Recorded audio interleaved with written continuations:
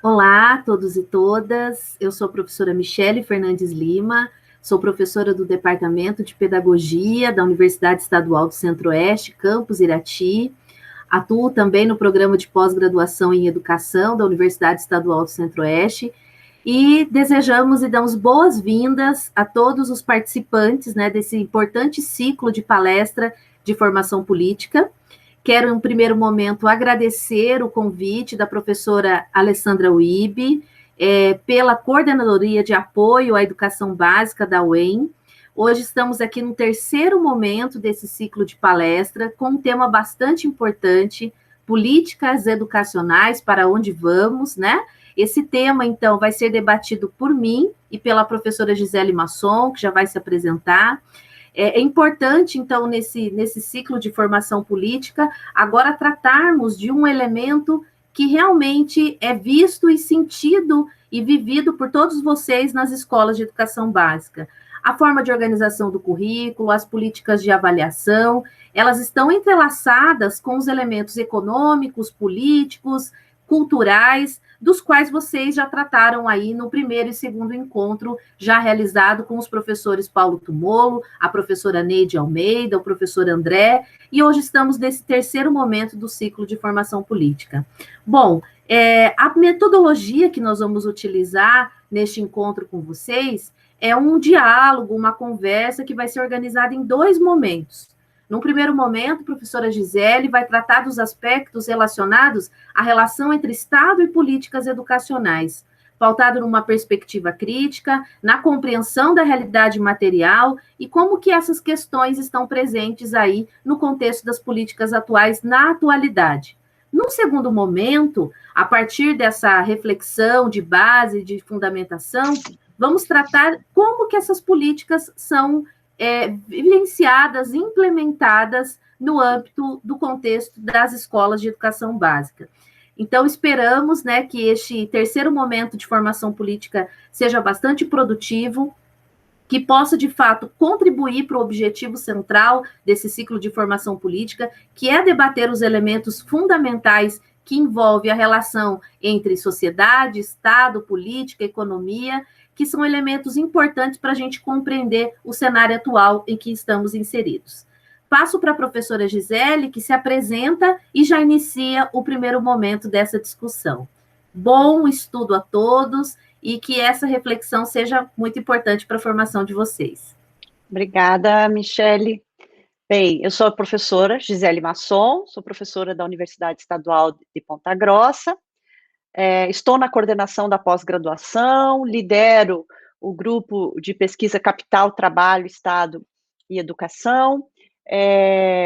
Estou muito feliz em poder participar desse ciclo de formação, então agradeço e parabenizo, né, a iniciativa da Coordenadoria de Apoio à Educação Básica, a CAI, né, da UEM, especialmente a professora Alessandra, que nos fez o convite, e dizer que é de extrema importância, né, esse debate, nessa conjuntura política e social que estamos vivendo, especialmente nesse contexto devastador que é essa pandemia, que certamente o que estamos vivendo nesse país, né, de longe, né, é o que se vive em outros países em que se adotaram políticas mais sensatas para o combate à pandemia.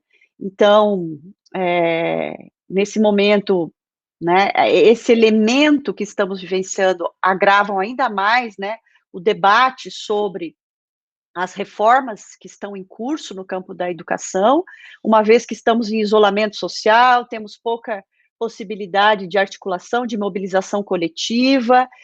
Então, pensar as políticas e para onde vamos nesse cenário político, econômico, social e de crise sanitária, certamente é de extrema relevância, porque precisamos nos instrumentalizar com a compreensão a mais adequada possível dessa realidade para o enfrentamento de tudo o que teremos no campo da educação e da sociedade em geral, né?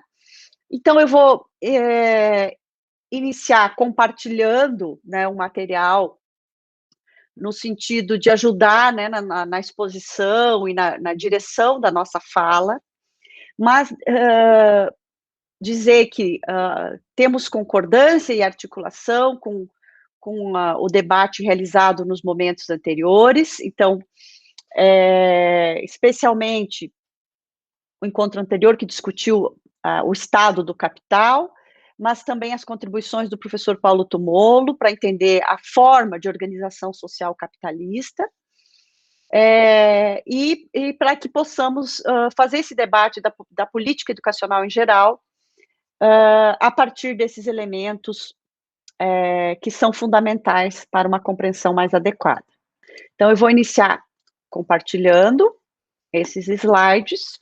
Aqui a professora Michele já destacou, né, o percurso, né, que nós realizaremos, né, nessa exposição, inicialmente estabelecendo a relação entre Estado e políticas educacionais, sempre entendendo o Estado e as políticas educacionais como expressões de uma estrutura social, de uma base material que configura a realidade social na qual vivemos, né?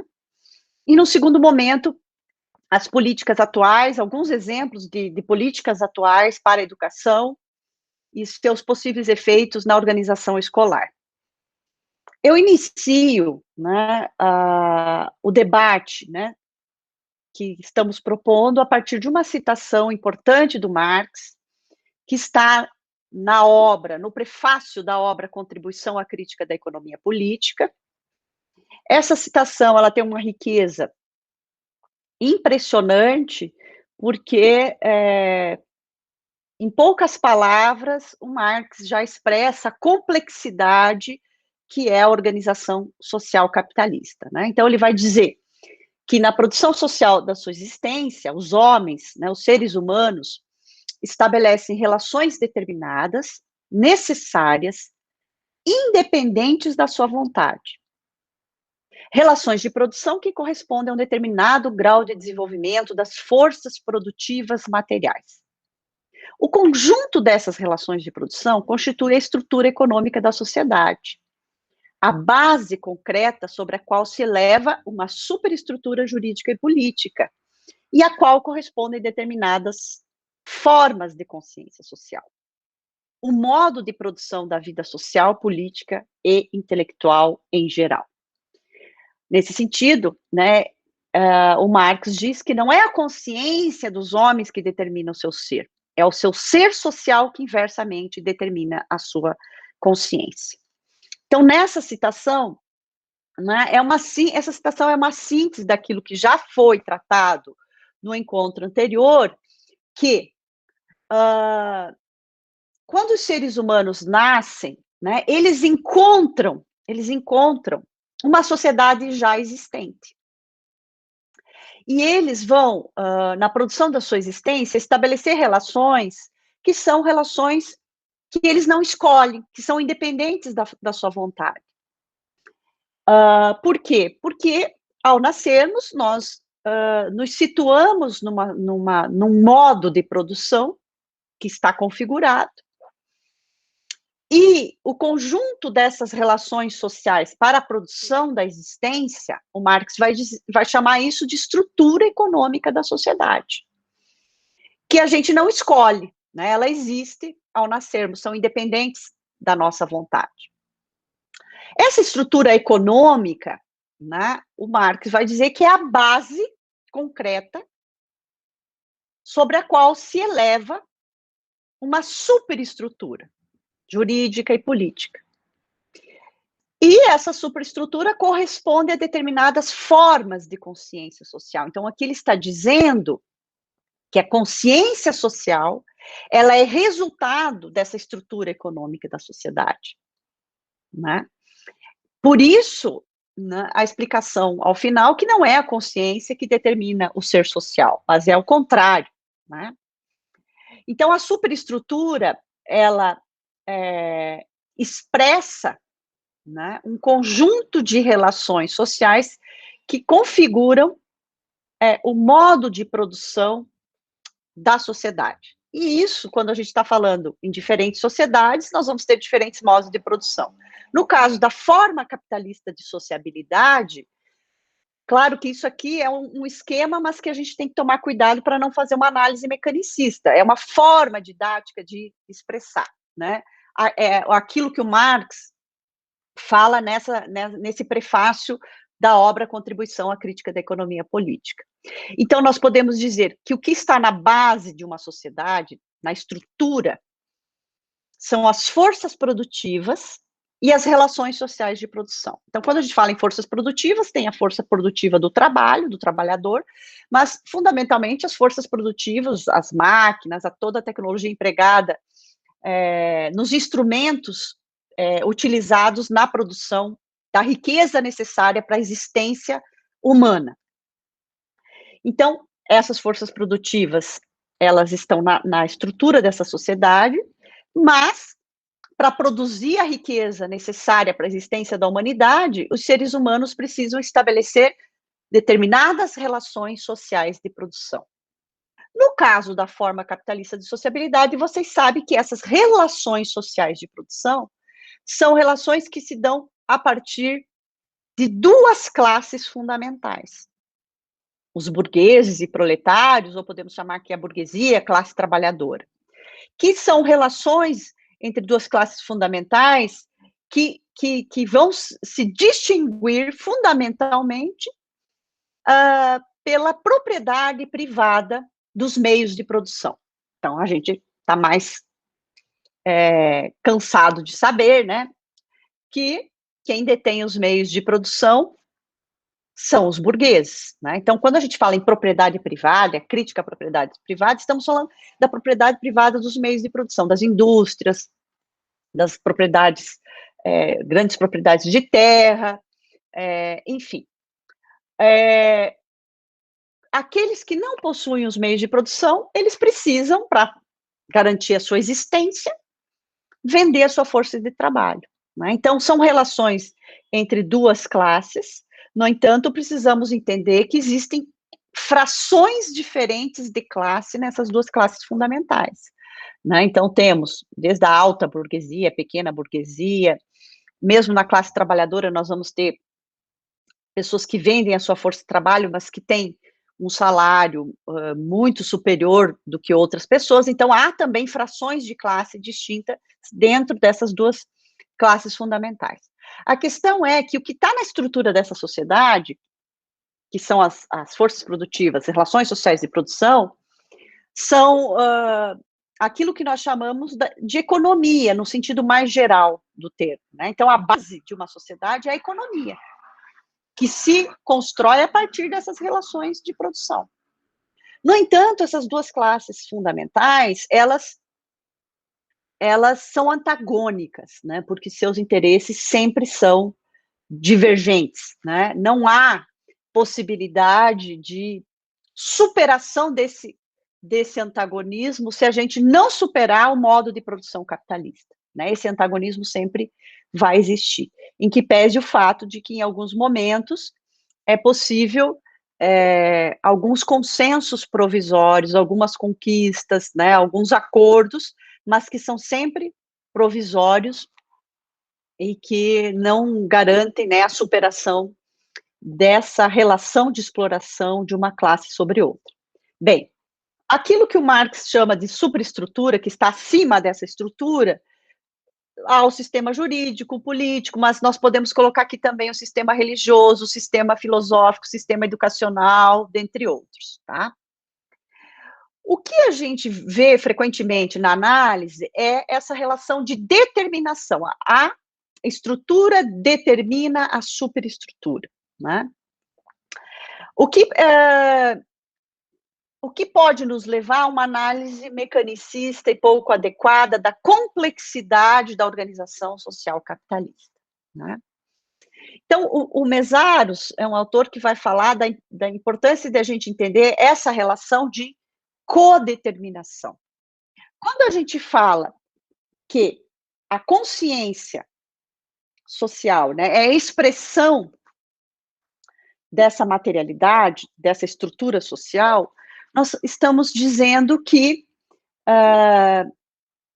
esses interesses antagônicos que estão na base da sociedade, eles vão aparecer no sistema jurídico, no sistema político, no sistema educacional e assim por diante, né? Sempre nós vamos ter projetos, né, em disputa, sempre nós teremos concepções de sociedade em disputa no campo das ideias, né?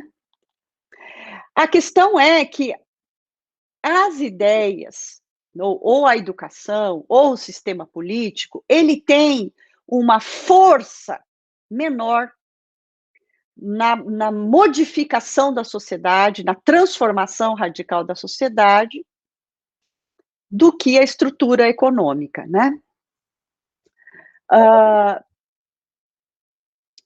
Quando o Mesaros fala dessa relação de codeterminação, né, obviamente que ele está fazendo essa análise a partir da obra, do estudo da obra marxiana. Mas temos que lembrar de uma carta do Engels a Bloch, em que ele dizia que o fator em última instância que determina é a estrutura, mas que nem ele nem o Marx desconsideraram que mudanças na superestrutura contribuem para mudanças na estrutura econômica. Agora, obviamente que para romper com uma determinada estrutura econômica, só é possível por um processo revolucionário, né?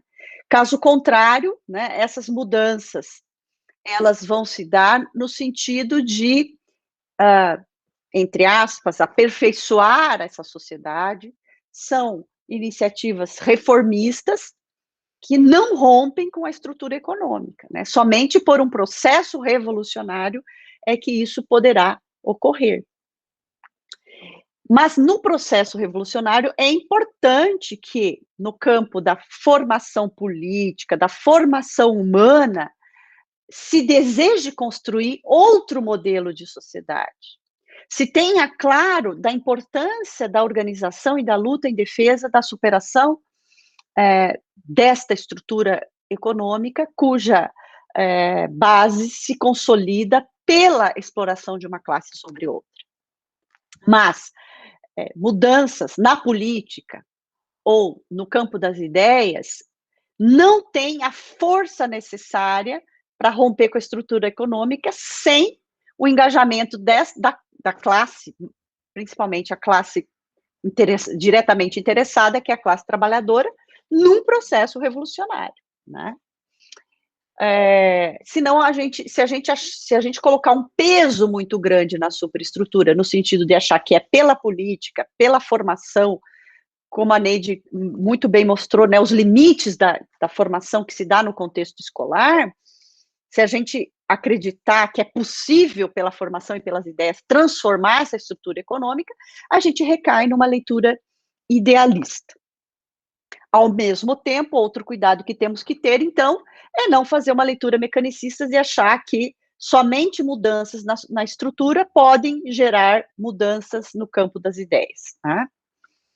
Agora, outro cuidado que tem que se ter é que, para um processo revolucionário, não é necessariamente imprescindível a consciência de classe absolutamente desenvolvida, né? Porque isso também poderia recair numa análise idealista, porque a consciência, o processo de formação política e de consciência de classe também se dá durante o processo revolucionário, né? É óbvio que tem que haver um agrupamento importante, que tenha clareza de um outro modelo de sociedade que se deseja construir, mas não dá para esperar que todos tenham essa formação como um pré-requisito para uma transformação social, né? Porque a consciência também se forja no processo de luta que se dá, né, no contexto social. Então, aqui é mais no sentido de a gente retomar aquilo que foi discutido, chamando a atenção que, em última instância, sim, a estrutura econômica determina, mas que mudanças na superestrutura também contribuem para alterações em algumas questões na estrutura. E é nesse sentido que precisamos entender essa relação de codeterminação.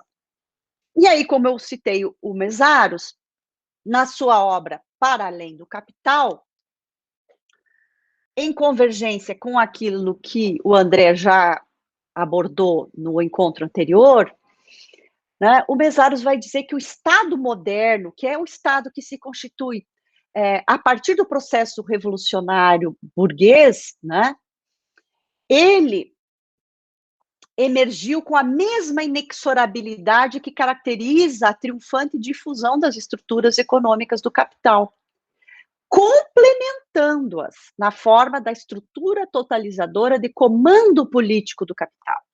Então, o Mesaros vai dizer que o Estado é uma estrutura de comando político do capital e que ele tem um papel, né, essencial para a manutenção e a garantia de que a sociedade se organize e funcione da maneira como nós conhecemos.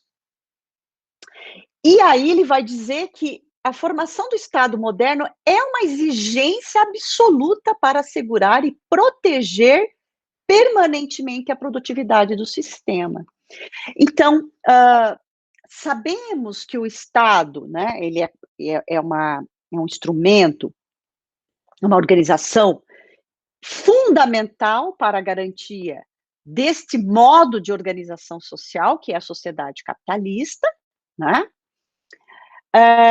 e que, em que pese, né, a correlação de forças no interior do Estado para que possamos aprovar, desenhar políticas no campo da educação, por exemplo, que assegurem direitos que interessam à classe trabalhadora, temos que ter clareza que, em última instância, o Estado moderno é uma estrutura de comando político do capital, e que ele vai usar de todo o seu aparato político, jurídico e repressivo para garantir que este modo de produção se sustente, seja protegido, né?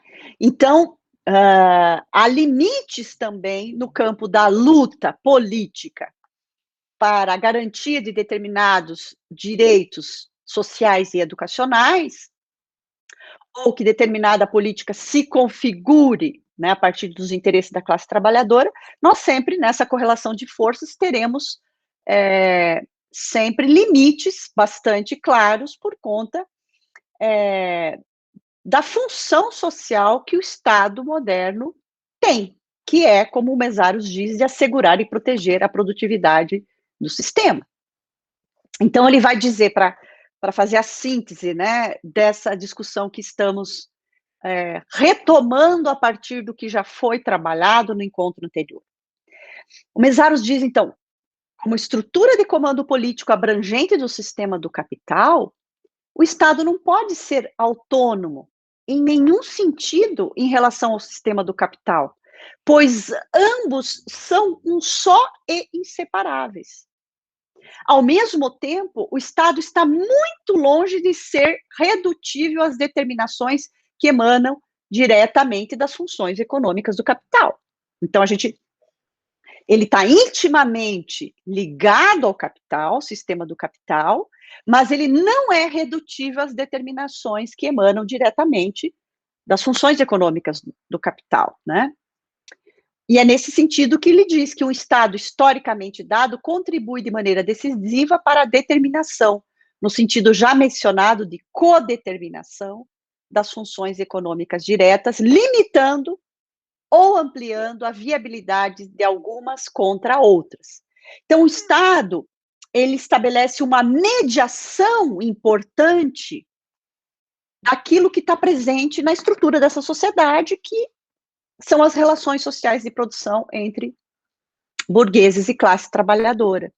Então, desta relação entre capital e trabalho, o Estado, né, é uma estrutura de comando político do capital e, portanto, ele faz uma mediação entre a classe trabalhadora e o capital, mas sempre preservando o capital, né? Essa mediação é necessária porque, diante de certas lutas mais aprofundadas, mais abrangentes da classe trabalhadora, ele tem que fazer mediações para um certo apaziguamento social, né, que se dá de forma repressiva, coercitiva ou por meio do consentimento, né? E aí a ideologia ela é importante para esse processo de consenso, de consentimento para a manutenção do equilíbrio do sistema capitalista, né? Então, esse tripé, né, que podemos chamar assim, capital, trabalho, Estado, é fundamental, é importantíssimo para entendermos qualquer questão na sociedade capitalista. E quando falamos de políticas educacionais, que são elaboradas diretamente no contexto do Estado, né, não podemos, então, desconsiderar essa relação desse tripé entre capital, trabalho e Estado. No entanto, quando falamos em política, né, precisamos chamar atenção para essa questão que o Chazin coloca. O Chazin vai dizer que, considerando a gênese da política e sua função na sociedade de classe, ele vai dizer que a política tem uma determinação ontonegativa, pelo fato de que as decisões políticas são fortemente determinadas pelo pertencimento dos indivíduos a uma classe. Essa determinação econômica sobre as decisões políticas implica no fato de que a praxis política não promove o desenvolvimento do gênero humano, uma vez que ela está vinculada à particularidade da classe social e não à universalidade humana. Então, quando ele fala da ontonegatividade, da politicidade, ele está dizendo assim, olha, a essência da política não é positiva do ponto de vista humano. Por que a essência da política, né, é negativa? Porque as decisões políticas sempre são tomadas a partir de indivíduos que pertencem a uma determinada classe. E que essa classe, normalmente, que tem o poder político, é uma classe que está atuando politicamente em favor de interesses e de um poder econômico que está na base da sociedade. E que a praxis política, em geral,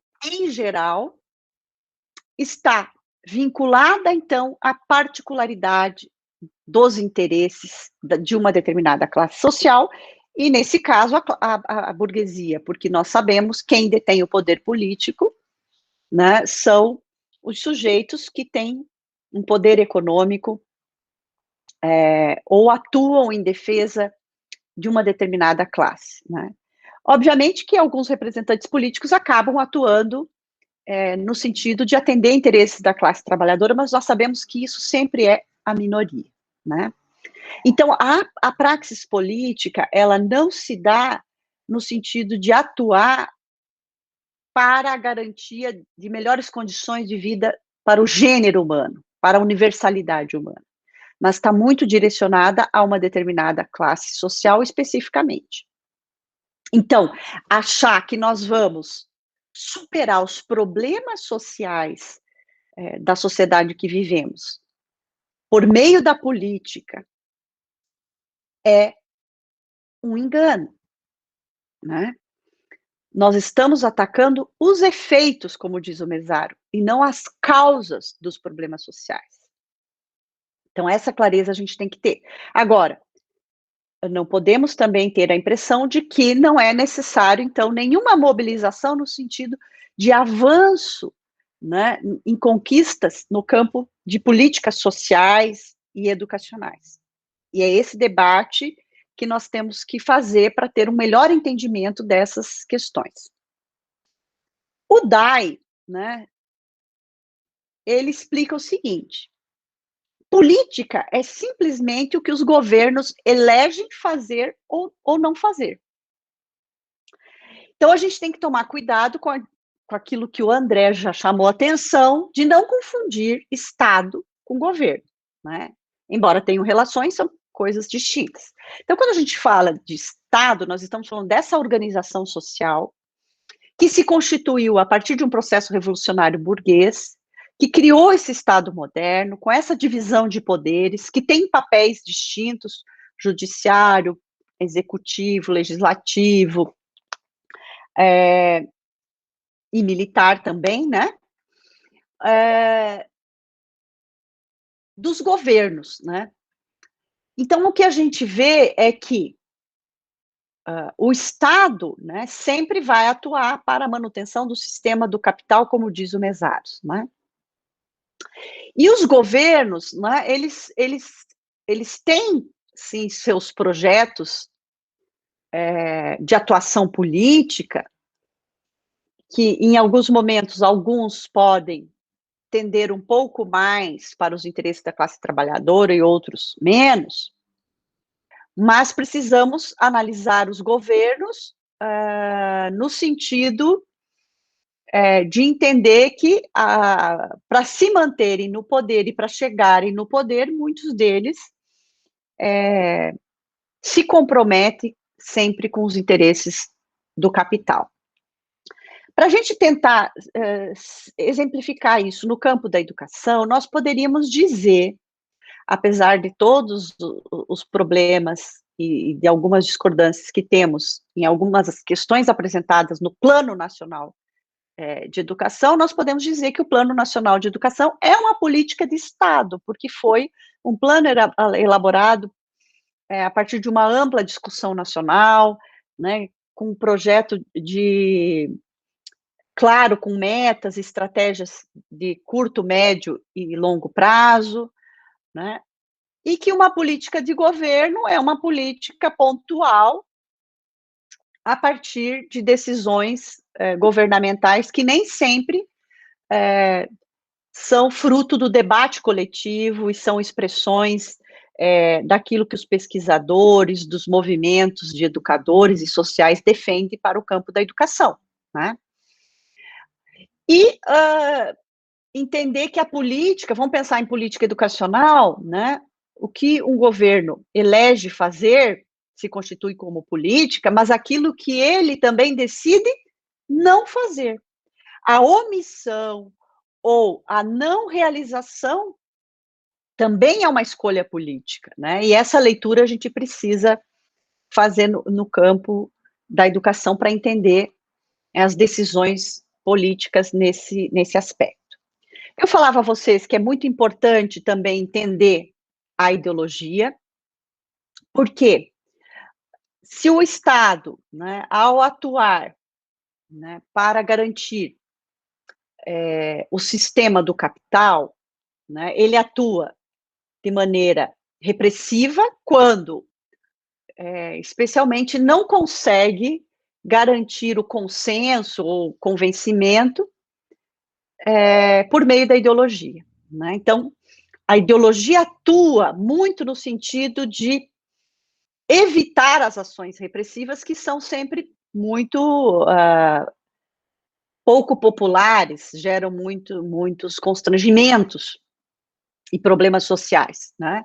Então, a ideologia, ela é fundamental para que seja possível o convencimento e a defesa de um determinado projeto educativo e social, né?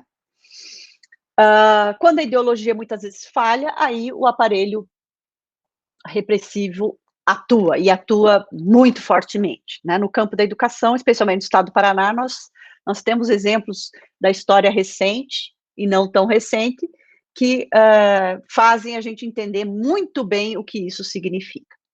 Bom, esse autor, o George Lukács, um autor húngaro, ele vai dizer que a ideologia, no sentido geral, são as formas dos homens se tornarem conscientes da luta social. Então, não é qualquer conhecimento ou visão de mundo que é ideológica, mas somente aquelas concepções, aquela teoria ou aquela perspectiva que direciona os indivíduos nas suas ações diante dos problemas sociais, da luta social. E aqui ele está falando das classes sociais, né? Então, é nesse sentido que a ideologia é um meio para se conscientizar dos conflitos e é também uma arma de luta. Então, esse debate que se faz hoje no campo da educação, isso é ideológico e, portanto, é ruim, é negativo, não serve, né? É um problema, porque quando você diz que é necessário desideologizar a educação, isso é realizar uma ação ideológica, né? Porque todas as classes sociais, elas possuem a sua ideologia. E, às vezes, uma pessoa de uma determinada classe tem uma origem social na classe trabalhadora, mas defende uma ideologia que não corresponde com a sua classe social. Então, é diferente origem social de posição social. E aí a gente pode entender por que muitas pessoas da classe trabalhadora acabam defendendo, muitas vezes, uma ideologia que interessa a classe dominante, né? Então, não é possível desideologizar a educação, né? E nem uma outra forma de ação social, porque as ações que nós realizamos no sentido de atuar diante dos conflitos sociais são sempre ações direcionadas por posições ideológicas, né? E aí, especialmente na obra A Ideologia Alemã, do Marx e do Engels, né, eles fazem esse debate sobre a ideologia como falsa consciência, porque nem sempre a ideologia é falsa consciência, né? Ela é falsa consciência quando um interesse particular de uma classe é difundido como se fosse um interesse geral, universal. Então, se defende algo que é bom somente para uma classe, mas se coloca como se fosse positivo e necessário para todos, né? E é nesse sentido, então, que a ideologia poderia atuar como falsa consciência. Claro que aqui nós poderíamos ter um encontro exclusivo para discutir ideologia, né? Porque aqui eu estou trazendo as contribuições muito elementares desse autor.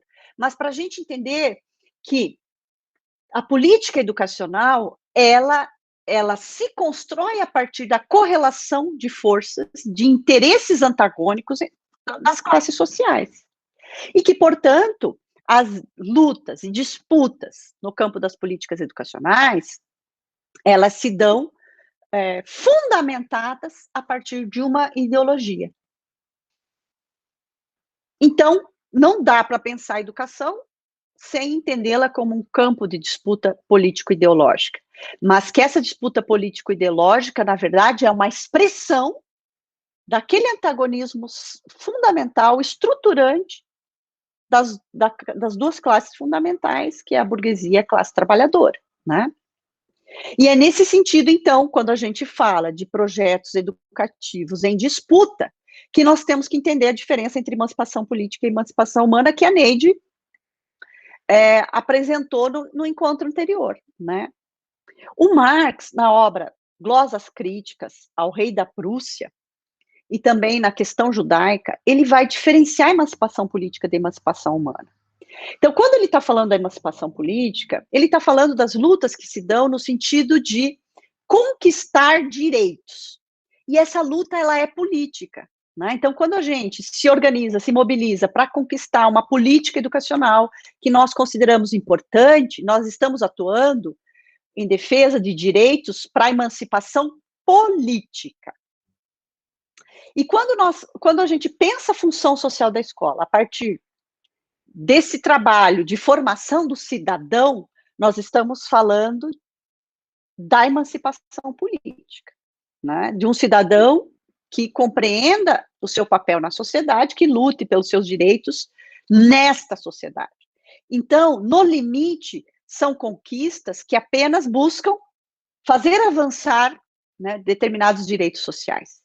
Mas eles têm limites, né?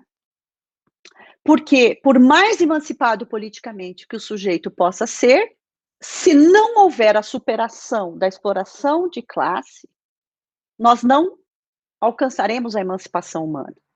Então, numa perspectiva radicalmente crítica, nós teríamos que ter como fim último da educação não a emancipação política, mas a emancipação humana.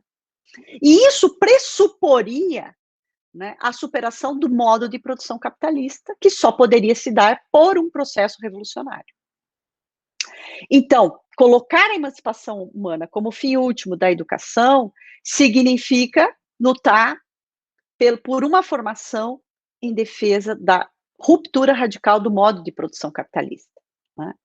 Que, embora a gente não tenha as condições, não reúna todas as condições subjetivas e objetivas para isso imediatamente, só é possível isso acontecer a longo prazo se fizermos algo desde já, né? Então, essa disputa vale a pena? Vale a pena e é necessária essa disputa político-ideológica no campo da educação, né? Porque lutar por uma educação que contribua para um processo de emancipação humana, ela é imprescindível, mas a gente tem que ter clareza que nós não realizaremos isso nesta sociedade, né?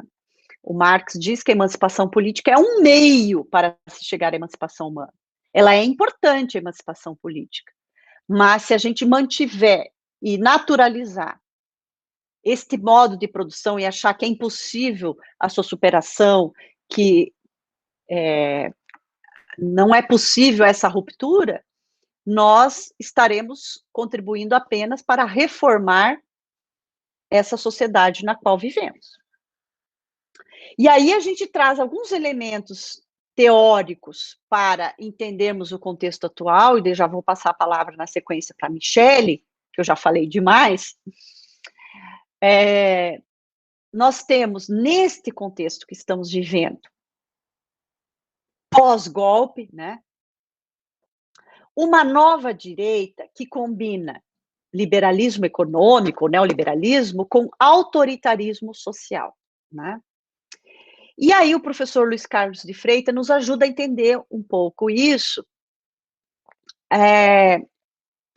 numa obra que eu coloquei nas referências, agora não sei onde é que eu deixei o livrinho aqui para falar para vocês.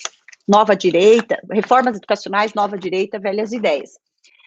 E ele vai dizer que, como que a Nova Direita vem atuando, né? Não é novidade para nós, por que Nova Direita, Velhas Ideias, né? Porque essa relação entre educação e economia, ela é própria do modo capitalista de produção, né? Só que, em determinados momentos históricos, essa relação, ela vai ocorrer com a mediação de determinados sujeitos de um modo diferente, né? Então, essa formação que se deseja, né, para a preparação de força de trabalho, isso existe desde o início da criação da instituição escolar, né?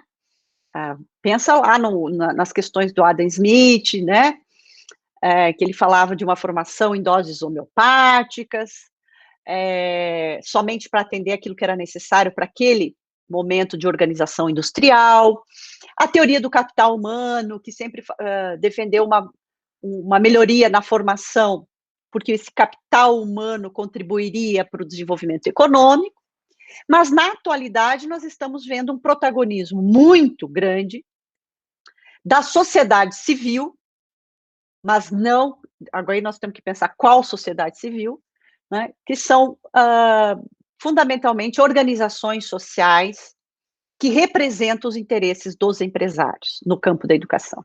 Então, esse movimento do empresariamento na educação é algo recente na história do Brasil, da maneira como vem acontecendo. E daí depois eu vou deixar para a Michele trazer mais elementos que dão materialidade para a gente entender essa atuação. E aí a gente pode trazer como exemplos Todos pela Educação, Fundação Lema, enfim, e como que eles estão disputando não somente o conteúdo da política, porque eles estão atuando fortemente no interior do Estado e na sua articulação com os governos para definir políticas educacionais com determinado conteúdo que lhes interessa, mas também eles atuam na execução das políticas, não só na definição do conteúdo, mas também na execução, quando eles se propõem a assumir a formação de professores nas redes de educação básica e assim por diante, né?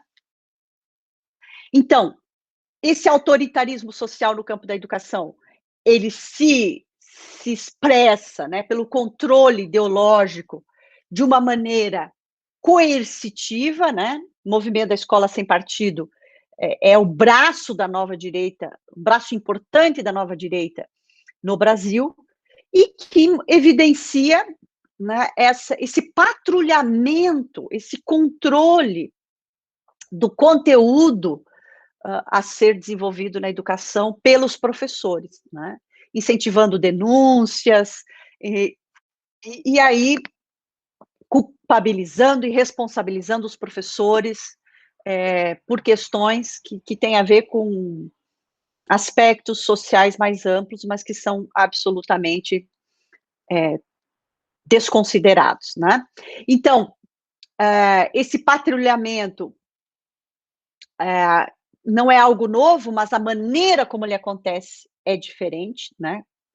Pela atuação da nova direita, e revela também, né, essa aliança estratégica que a nova direita faz com grupos religiosos, né, com neoliberais e com negacionistas, obscurantistas, né? Então, é uma aliança estratégica para ter o poder político nesse momento histórico e que reverbera nesse conjunto de ações que remonta situações medievais, né, de controle da ação pedagógica. Como uma expressão do liberalismo, do neoliberalismo, né, dessa nova direita, nós vamos ter a defesa da liberdade de escolha por parte dos pais, então os vouchers, né, os pais recebendo uma contribuição financeira para eles poderem escolherem as melhores escolas para os seus filhos, e a gente não vai ter tempo aqui de discutir os desdobramentos disso, mas o homeschooling é outro exemplo, a proposta de educação domiciliar, e mesmo vamos trazer aqui as escolas militares, né, ou cívico-militares, que os pais têm liberdade para escolher se querem esse tipo de escola ou não, né? E também não podemos deixar de trazer nesse cenário para a compreensão das políticas educacionais atuais a nova gestão pública, né, ou o gerencialismo no campo da educação, que, ao invés de privatizar diretamente a educação, atua por processos de publicização, que também foi algo discutido no encontro anterior, em que se trabalhou que o público nem sempre, né, representa os interesses de todos, né, principalmente o público não estatal. Então, a publicização significa o público não estatal.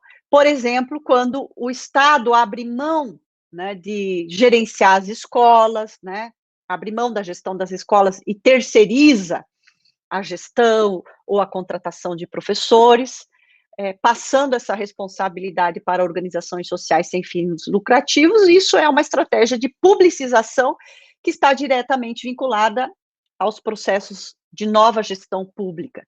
Então, veja, aqui a gente tem um conjunto de elementos bastante complexos, mas que são fundamentais para entender as atuais políticas educacionais no Brasil.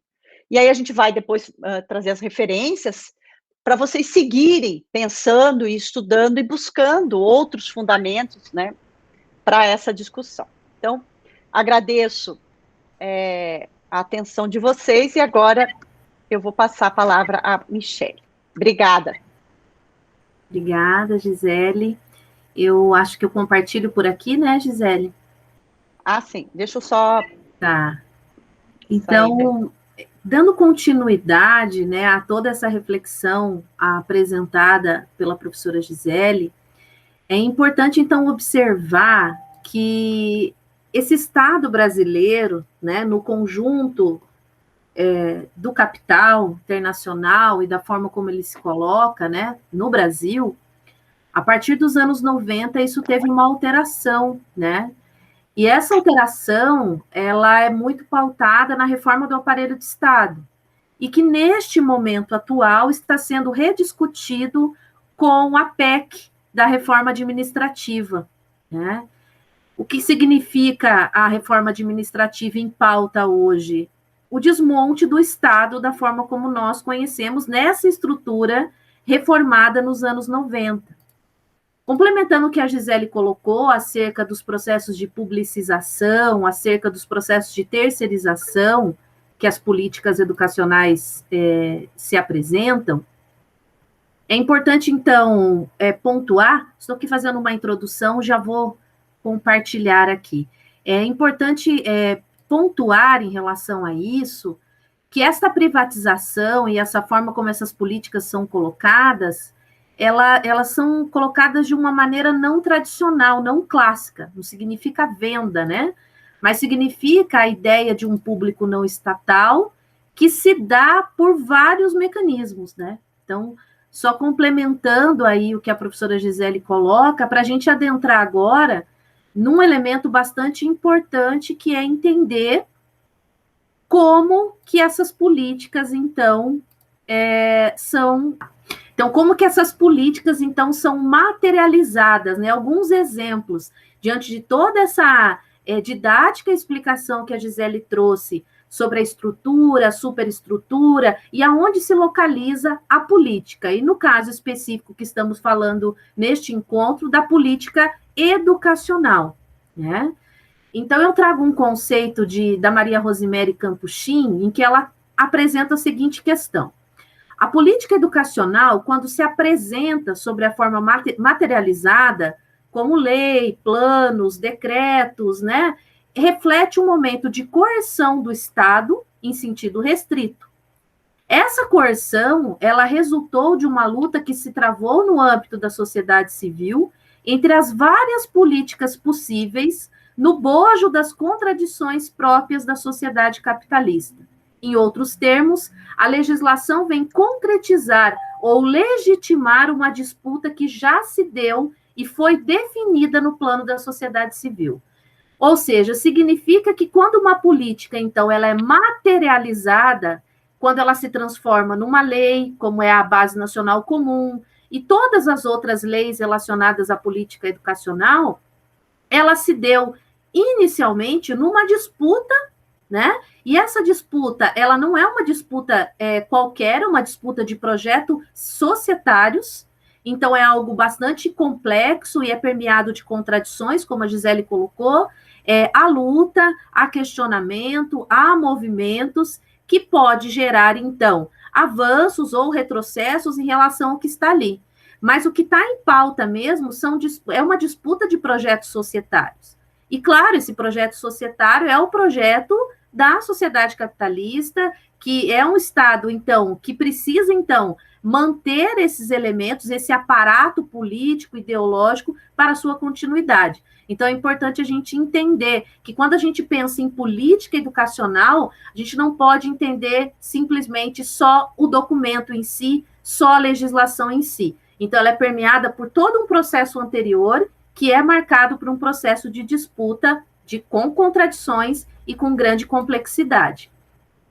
Pensando neste elemento atual, dessa sociedade que a Gisele trouxe, né, pensando toda essa relação da estrutura e da superestrutura, o contexto atual, ele vem, podemos dizer assim, num agravamento e, de fato, num ataque fortíssimo àqueles direitos sociais que, com muitos limites, foram, então, balizados na Constituição de 88, né? Então, essa Constituição, que também se dá, como a Gisele colocou, no processo de emancipação política, no âmbito político, que quando se trata em cidadania, isso tudo foi negado, porque, de fato, não é efetivado todo aquele aparato que é colocado. Por quê? porque, como vimos citado pela professora Gisele, o texto Glosas Críticas do Marx, o Estado não está para resolver os problemas sociais, e sim para mediar e manter esse equilíbrio necessário para a manutenção dessa ordem em que nós estamos inseridos. O contexto atual, ele traz alguns elementos de agravamento deste contexto no que se refere ao ataque aos trabalhadores, né? Então, reformas trabalhistas, reforma da Previdência, hoje em pauta a PEC 32, né? Que elimina o regime jurídico único, né? A contratação, os concursos públicos e promove, de fato, o desmonte do Estado da forma como nós conhecemos hoje, claro, com todas as limitações, mas ele impede, de fato, toda essa constituição que nós vamos falar aqui do que se refere às políticas educacionais.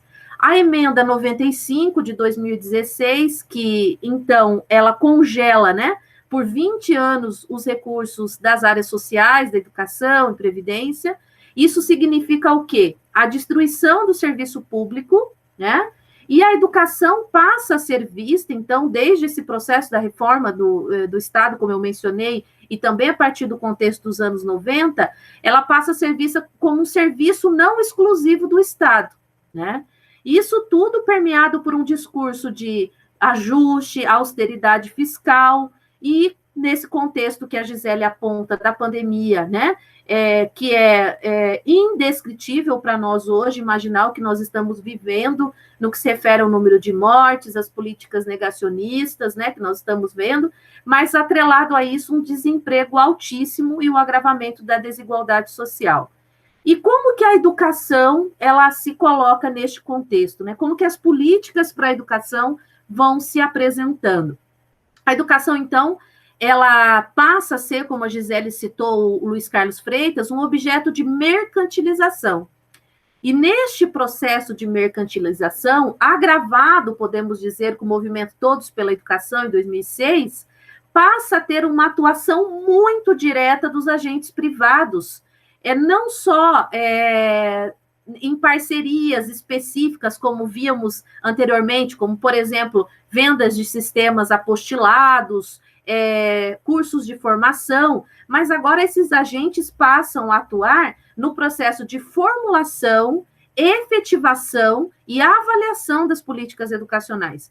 Porque esses agentes privados, que podemos denominar aí vários, né? Instituto Natura, Itaú Social, Fundação Lehman, eles estão não só como nessas organizações sociais, nessas fundações e institutos, mas eles também estão ocupando espaços dentro do próprio espaço governamental, ou seja, os conselhos o Conselho Estaduais de Educação, os conselhos nacionais, o Conselho Nacional de Educação, passando a ditar também esses processos das políticas educacionais. Isso tudo, né, como a Gisele apontou, traz elementos para novos modelos de gestão escolar. E este modelo é muito pautado na ideia da eficiência, na ideia de que o modelo empresarial ele é importante porque o argumento, né, como a Gisele trouxe a questão ideológica, né, o argumento utilizado é que a educação está em crise e que ela não tem qualidade, que os índices estão ruins, e que esses elementos podem ser melhorados, então, por uma atuação eficiente, e essa atuação eficiente seria ditada, ou modelada, ou projetada pelos agentes privados, né? Então, esse é um pouco do contexto. Como que essas políticas educacionais, essas políticas atuais para a educação, ela traz o efeito, e o que ela tem a ver com vocês que estão na escola, tudo isso que nós estamos falando? Então, essas decisões do Estado, como a Gisele colocou, não somente as decisões, mas também as omissões, elas abrangem várias situações da vida social, né? Não é tanto no âmbito da saúde, da previdência, como da educação.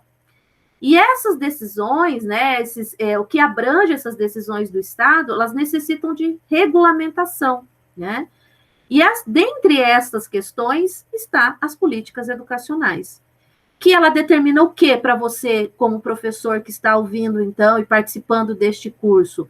A forma como vai ocorrer a avaliação nas escolas, a forma da valorização profissional, né, do seu plano de carreira, do seu pagamento ou não do piso, da hora-atividade, a quantidade de horas que você trabalha, as cobranças, o que vai ser ensinado, qual é o currículo, né, vigente que vai ser organizado. Então, isso está presente no cotidiano da escola, mas está presente se a gente precisa ter uma compreensão que está presente por conta de todo esse conjunto de políticas que elas não são descoladas de tudo isso que a Gisele falou no que se refere à estrutura, superestrutura e às questões ideológicas que ela mencionou.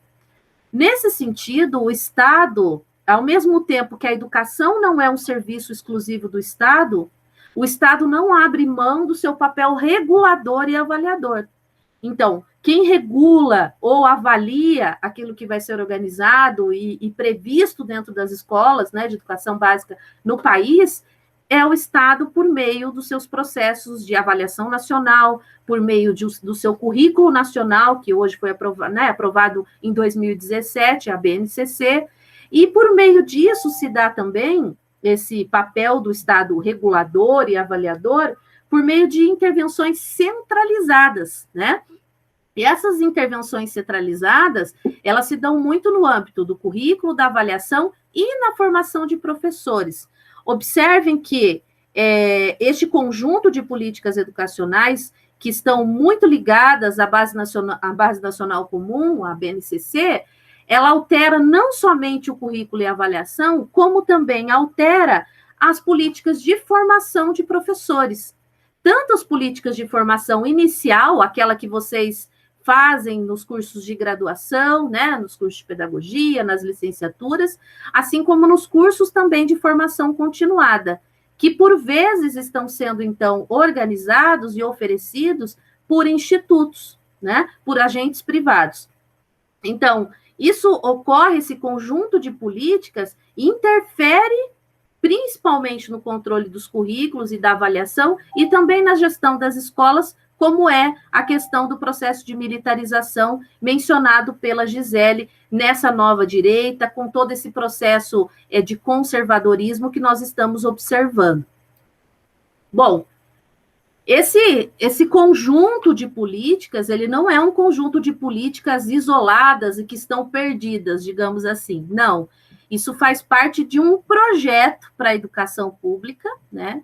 E quando nós falamos em projeto de educação pública, naquela ideia que eu apresentei anteriormente, que a educação é como um serviço não exclusivo do Estado, e este projeto de educação, ele é muito permeado por contradições e disputas. Veja, se vocês entrarem no site do movimento Todos pela Educação, vocês vão observar, se vocês entrarem no site do Movimento Todos pela Educação, eu indico, por que eu indico a entrar?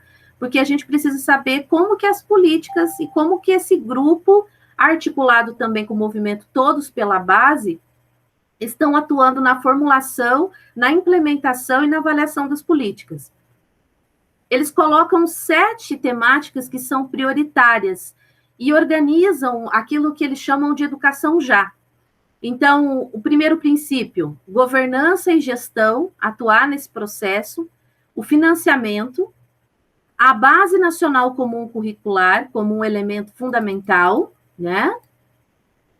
A atuação com o professor no âmbito da formação, principalmente da formação continuada, a primeira infância e a alfabetização e o ensino médio. Essas são as temáticas, podemos assim dizer, prioritárias que o movimento apresenta em torno da educação. Então, observem que este projeto, ele vem sendo, então, operacionalizado por um processo de mercantilização e que, de fato, o Estado, ele permanece como controlador e avaliador e regulador, mas a determinação, o conteúdo dessa educação está permeado pela atuação desses agentes privados que eu vou mencionar aqui. Por outro lado, eu trago aqui uma outra imagem, que é o da Confederação Nacional dos Trabalhadores em Educação, que permanentemente, não só ele, várias outras associações vão defender aí a ideia de que sem ensino público, sem chance, ou seja, a defesa da educação pública, né, com recursos públicos, e a não utilização de recursos públicos para outros fins. Por outro lado, a gente tem agora, recentemente, a Gisele colocou até no slide dela, né, sobre a questão da educação domiciliar, que é muito pautada neste governo, com esta característica específica, né, de processos de grande... Esse processo chamado de neutralidade, né, esse processo também de defender de que os pais têm a possibilidade de escolher a educação para os seus filhos, né. Eu vou tirar do PDF e vou colocar na outra apresentação, que eu acho que fica melhor, no outro modelo. Pensando nestes elementos, nesse projeto de educação, podemos assim dizer, sem compreender essas questões, a gente acaba entendendo algumas políticas mais locais, né? A gente começa assim, isso é uma coisa positiva, veja, eles trazem esses materiais, isso é importante. E, na verdade, isso tudo precisa ser visualizado numa maneira bastante diferente, como a gente pode observar. Entendendo este processo, né, de exemplificação de como essas políticas se efetivam, eu trago aqui uma matriz organizada pela professora Vera Peroni, né, de como essas formas recentes de privatização da educação básica ocorrem, né, a partir de um levantamento organizado desde a década de 90 até 2014. Então, como eu falei, este processo de atuação dos agentes privados, esse processo de mercantilização da educação, não se dá da maneira clássica no sentido de venda ou cobrança de mensalidade das escolas ou das universidades ou de instituições públicas. Ocorre por alguns caminhos, né? E nós podemos sinalizar 3. A questão da oferta educacional, a questão da gestão da educação pública e a questão do currículo. Então, quando nós falamos em oferta, o que a gente percebe hoje é a grande presença de convênios, contratos, termos de parceria entre governos e organizações privadas. Isso é muito presente. Um outro elemento importante também é o subsídio. Esses elementos da oferta educacional, pensando nessa questão, é muito pautado naquilo que a Gisele trouxe num dos últimos slides que ela apresentou. A ideia dos vouchers, do charter schools, né, que são escolas privadas conveniadas sobre contratos custeados com fundos públicos, né, e a educação domiciliar que recentemente se efetiva. Então, essa oferta educacional, ela é destituída daquilo que a gente entende como oferta pública e ela passa a ser permeada na relação entre o público e o privado, entendendo aquilo que eu falei, como a educação como serviço não exclusivo do Estado. Um outro elemento também descrito num dos últimos slides que a Gisele apresenta são os novos modelos de gestão pública. Estes novos modelos de gestão pública, eles trazem um grande eixo que é a questão da transferência da gestão escolar para organizações com fins lucrativos ou sem fins lucrativos, ou para cooperativas de trabalhadores e de pais. Um exemplo disso, no que se refere à gestão das escolas, né, é o processo recente de militarização, mas também como ocorreu e ocorre, né, em Ponta Grossa e Castro, que a Fundação Lehman, por exemplo, fica com a responsabilidade de trabalhar com a formação da gestão dos professores, né, que é o programa Gestão para Aprendizagem e outros programas que vêm sendo desenvolvidos em redes públicas municipais e em redes públicas estaduais. Essa transferência da gestão do sistema educacional para essas organizações lucrativas, elas se dão num processo de parceria público-privado que é regulamentada, né? E passa pela essa transferência numa ideia de que aquilo que está fora do público, que está pautado na ideia de uma eficiência, de um processo mercantilizado, é o que resolveria, entre aspas, as questões ligadas à qualidade da escola, aos índices e às avaliações. Um outro elemento muito presente, que todas e todos que devem estar assistindo já devem ter observado a presença, que é a compra ou adoção pelo poder público de desenhos curriculares. Então, hoje, as escolas, por vezes, quando é utilizado um material tanto positivo ou outros, né? Aqui na região tem algumas empresas diferentes, depois eu posso até mencionar, mas essa compra e adoção deste material, além da utilização do material apostilado, é vendido um pacote para esses sistemas, né? Para as redes públicas municipais. Nesse pacote está incluído, além do documento, né? Além das apostilas, está incluído também a formação dos professores, a formação continuada, né? Então, a compra de tecnologias ou adoção, né, do sistema de sistemas privados de ensino. Então, com isso, se vocês observarem esse quadro, vocês podem perceber que a educação, ela passa a ser caracterizada agora dentro de um novo modelo, um novo projeto, e este projeto é realmente de uma educação pública não estatal, podemos assim dizer, e permeados com diversas parcerias público-privadas, tanto não só no modelo de formulação, mas também na efetivação da política, como está descrito neste quadro. E um exemplo claro para todos e todas que estão acompanhando é a BNCC, que neste momento está em que etapa, podemos dizer assim, das políticas educacionais?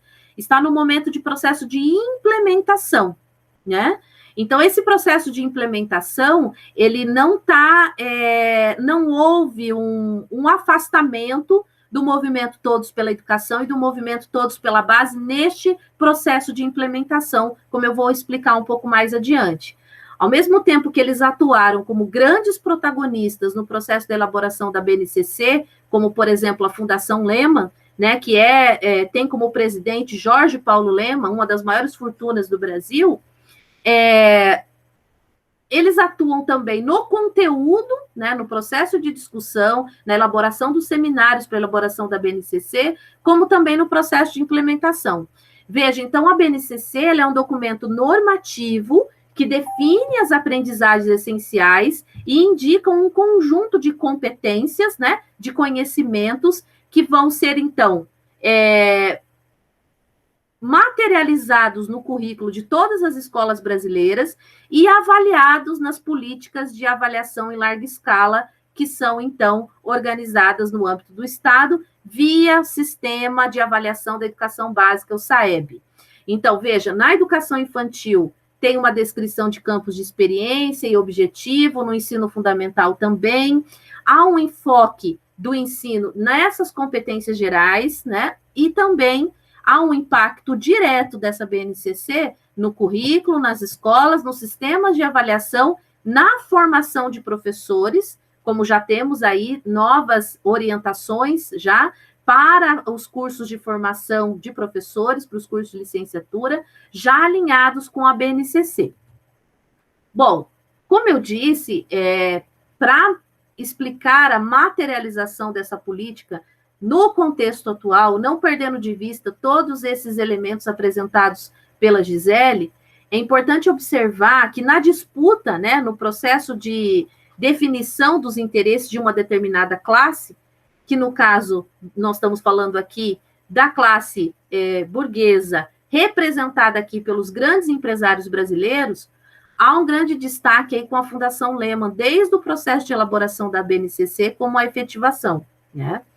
E um dos projetos centrais da Fundação Lehman é o Movimento pela Base. Então, é um outro site que vocês também podem entrar, que é o Movimento Todos pela Educação, e o Movimento pela Base, que tem por objetivo acompanhar e agora monitorar o processo de implementação da BNCC nas escolas.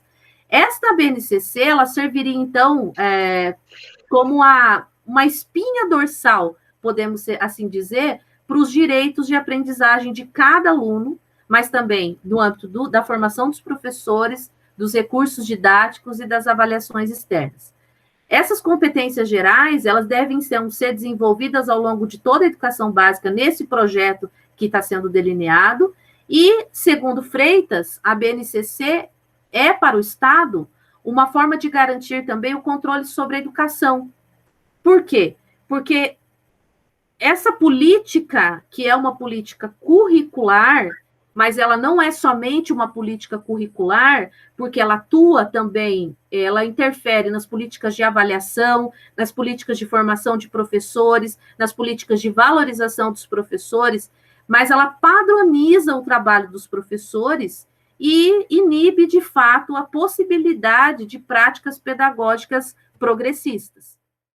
Voltando, então, a BNCC como uma política recente, que é o objetivo da gente explicitar aqui, uma política curricular recente, ela implica em alterações muito marcantes no cotidiano das escolas, tanto no que se refere ao que vai ser ensinado, por isso até a escola é um aparelho também de disputa de hegemonia, né, de disputa ideológica, porque ali se trata dos conteúdos que vão ser ensinados, mas também a avaliação, como também a formação de professores, como nós mencionamos.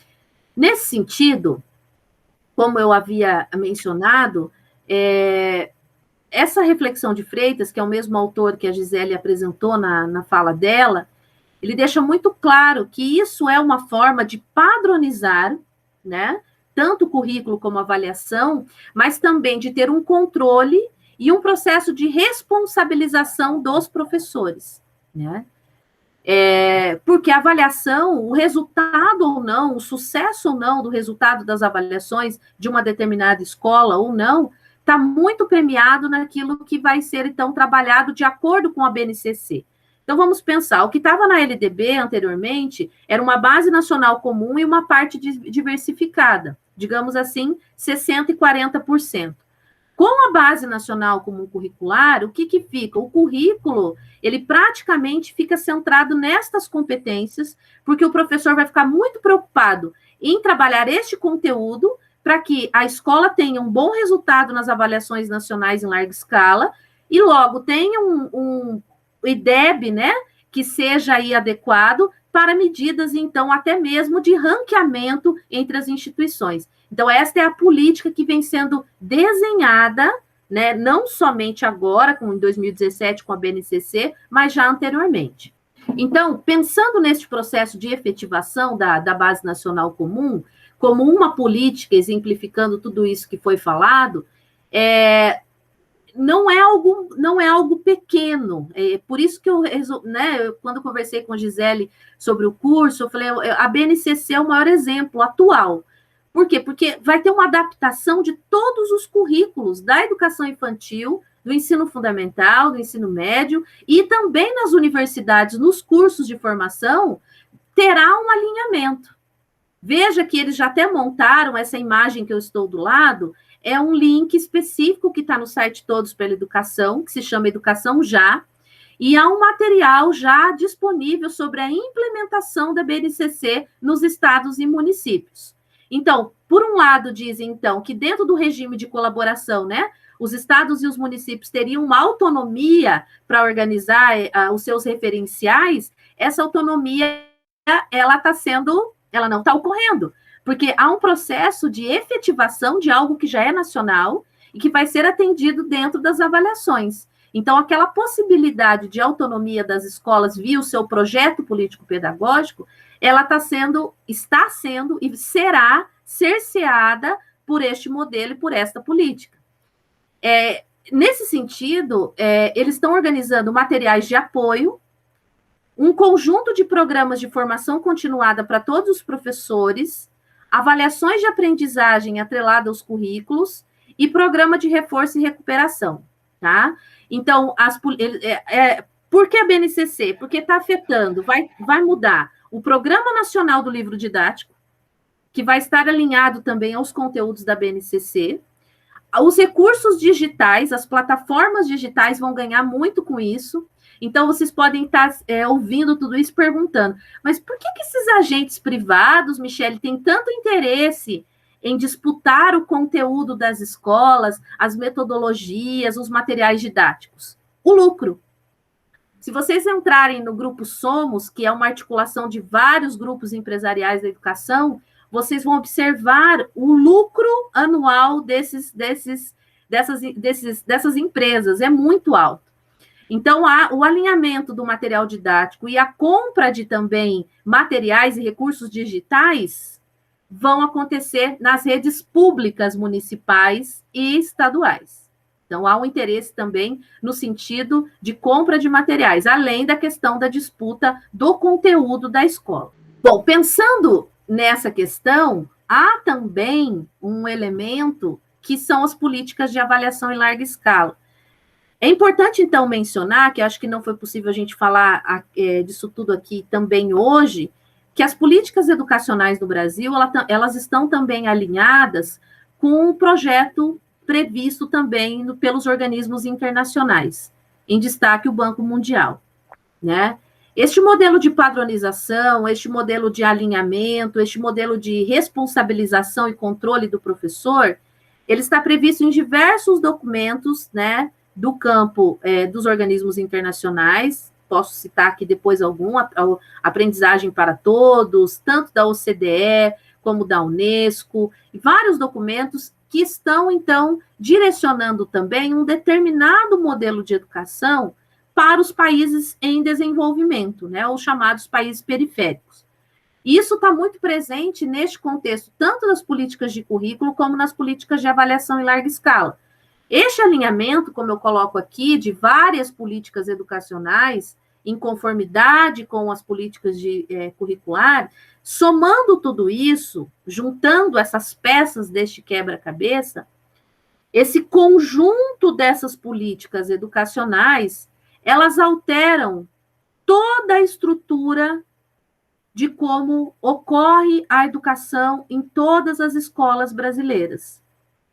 Desde a definição do material didático, desde a definição o que vai ser ensinado em cada ano, no primeiro ano, no segundo ano, no terceiro ano, no quarto ano, desde a forma como as escolas serão avaliadas e os alunos serão avaliados.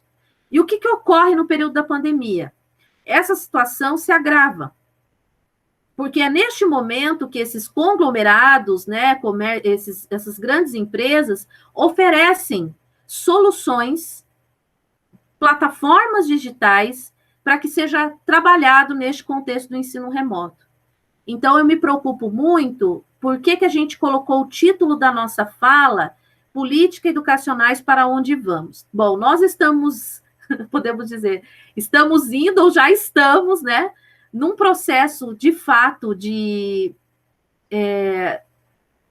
eu não vou chamar de privatização da educação, porque ela ocorre não dessa maneira clássica como a gente entende, né? Mas um processo de mercantilização da educação, em que o conteúdo das políticas educacionais está sendo ditado, está sendo formulado, implementado por agentes privados, não por grupos que, de fato, professores, pesquisadores, que estão atuando dentro das escolas ou nas grandes associações de pesquisa ou de educação brasileira, né? No processo hegemônico, estes grupos estão com a hegemonia, digamos, das políticas educacionais. Isso não significa que não há contradições. Ah, Michele, então, diante de tudo isso, não houve nenhum movimento contrário à BNCC, não houve nenhum movimento contrário às questões que estão ocorrendo? Sim, aconteceu no contexto da BNCC e hoje também. Diversas associações como a Anfop, a ANPAE, Confederação Nacional dos Trabalhadores em Educação, os sindicatos, todos estamos em processo de disputa. E essa disputa, ela não é qualquer disputa, ela é uma disputa de projetos societários que, por sua vez, têm projetos para a educação. Quando a Gisele coloca, então, da ideia da estrutura e da superestrutura, para ter o cuidado para não se ter uma leitura mecanicista, como se a estrutura determinasse a superestrutura e logo não tem contradições e complexidades nesse processo, a gente sabe que, neste momento, essa iniciativa de formação política que está acontecendo aqui já é um processo contra-hegemônico, um processo de contra-hegemonia, ou seja, nós estamos aqui trazendo para vocês uma outra perspectiva de análise das políticas educacionais. Diferente da que vocês vão ouvir, por exemplo, no estado do Paraná, com o Instituto Reúna, Quem está fazendo a implementação da BNCC no estado do Paraná é o Instituto Reúna, procurem.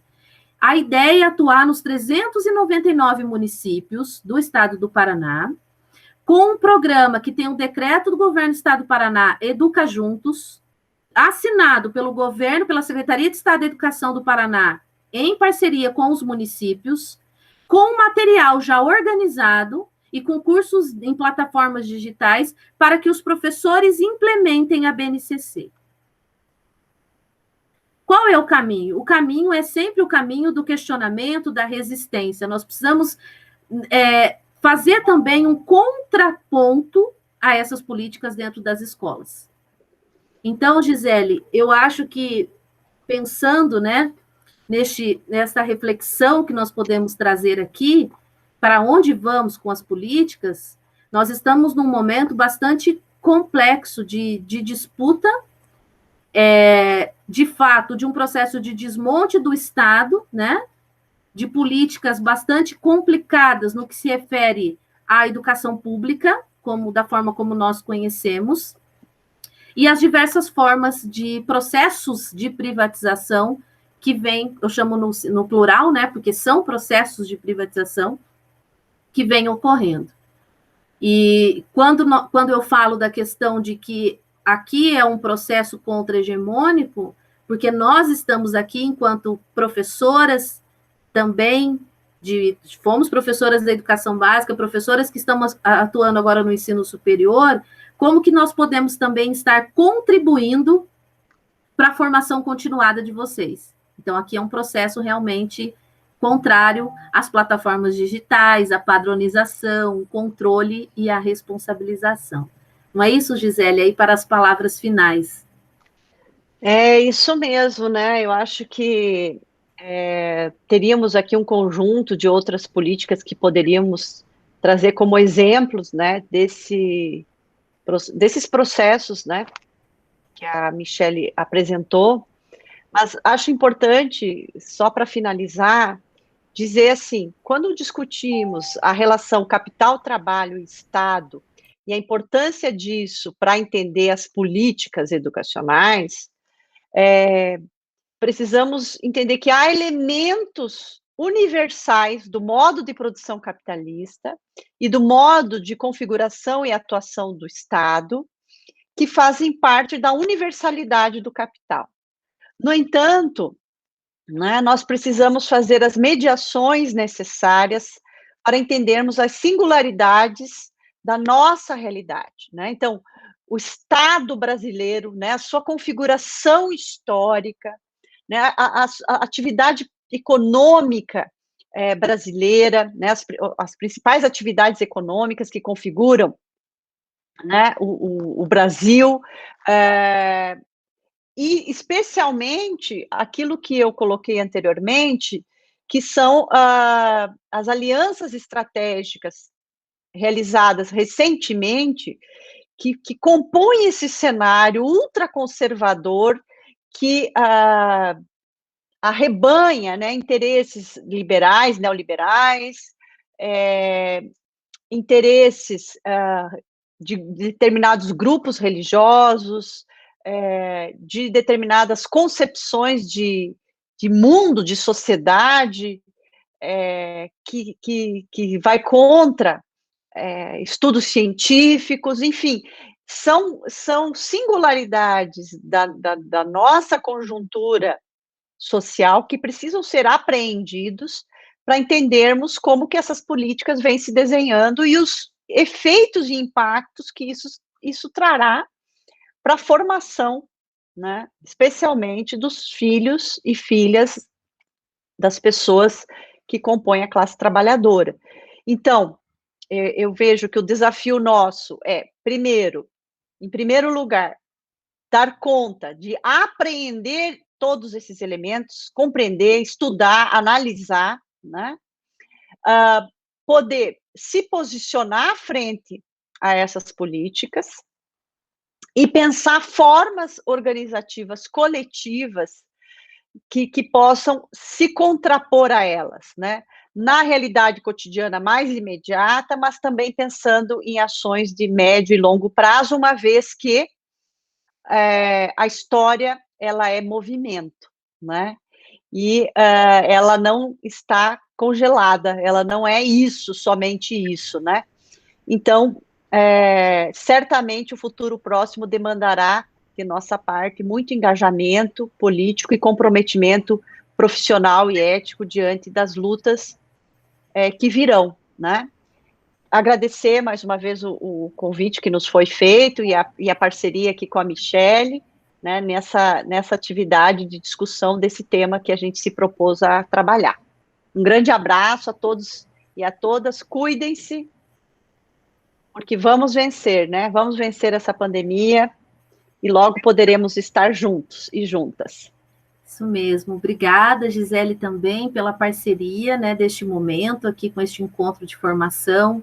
Agradecer mais uma vez a CAI, né, na pessoa da professora Alessandra Wibe, os colegas que nos antecederam na discussão e os que virão ainda. Acho que vocês têm muito a aprender, né, nesse ciclo de formação política. E esperamos, né, eu e a professora Gisele, que as ideias aqui apresentadas, né, nesse curto período aqui, a gente sabe que falou bastante, mas que tragam contribuições para que vocês possam pensar essa realidade de uma maneira diferente, buscando, como a Gisele falou, formas de organização coletiva e de contraposição e resistência a tudo isso que nós estamos vivendo. E fica aqui também o nosso sentimento e nossa solidariedade e a nossa toda a nossa indignação também, né, a tudo que estamos vivendo, a todas as famílias que perderam, né, os seus entes queridos, seus familiares, a todos os professores que também estão vivenciando a luta pelo retorno e não retorno das atividades presenciais, o risco que todos nós estamos correndo, né? Então, deixar aí que nós estamos nesse contexto de formação política, nesse contexto tão difícil, né? De tantas mortes e de tanta omissão, né, Gisele? Aqui não se trata nem de decisão, a decisão não foi tomada, foi a decisão não tomada que nos levou a esse contexto que nós estamos hoje, né, num processo tão lento de vacinação e de medidas contra o distanciamento social, né? Então, desejamos que todos fiquem bem, com saúde, e um abraço a todos. E obrigado pela oportunidade. Até mais.